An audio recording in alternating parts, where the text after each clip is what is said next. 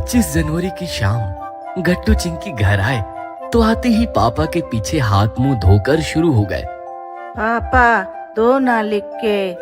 कल Republic day के अवसर पर हमें स्पीच देना ही होगा। मिश्रा सर ने हमें बिना पूछे हमारे नाम डाल दिए हैं। मम्मी आती है और पापा से कहती है, दे दो ना लिखकर, बेचारे कब से पीछे पड़े हैं। अच्छा ठीक है, नोटबुक लाओ। गट्टू नोटबुक देता है। पापा उसे स्पीच लिखकर देते हैं। जाओ मारो रट्टा। गट्टू चला जाता है। पापा चिंकी की नोटबुक लेकर स्पीच लिख देते हैं और चिंकी स्पीच की प्रैक्टिस करने निकल जाती है। 26 जनवरी की सुबह हो गई। गट्टू चिंकी तैयार होकर पापा के साथ स्कूटी पर बैठकर स्कूल के लिए निकले। रोड पर काफी ट्रैफिक था।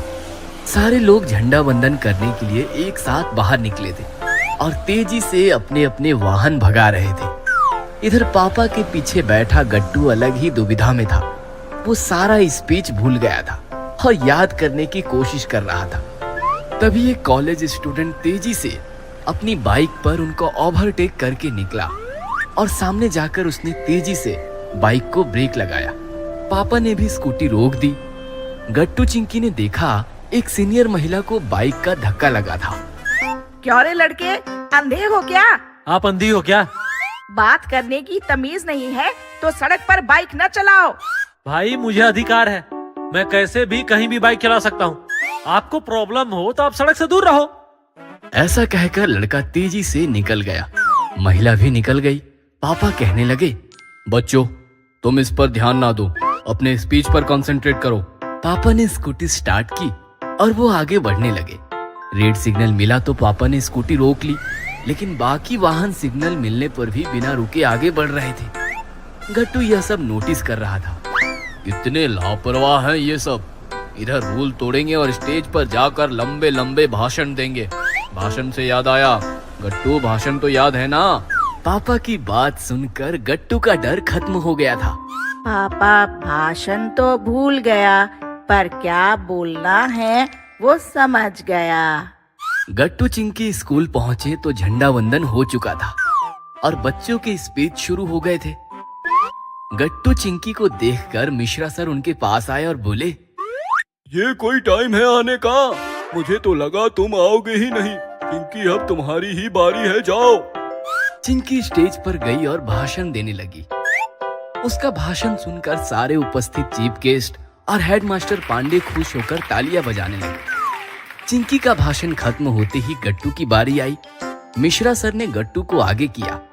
गट्टू माइक के सामने खड़ा हो गया। उपस्थित गट्टू की तरफ देखने लगे कि अब वो क्या बोलेगा। तभी गट्टू ने बोलना शुरू किया। सभी ने यहाँ अच्छे अच्छे स्पीच दिए, अच्छी बातें कही। मेरे पापा ने भी मुझे स्पीच लिखकर दिया था, पर मैं वो भूल गया हूँ।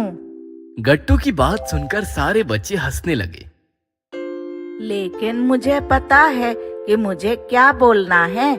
हमारे देश में लोकतंत्र है, हमें संविधान में अधिकार मिले हैं।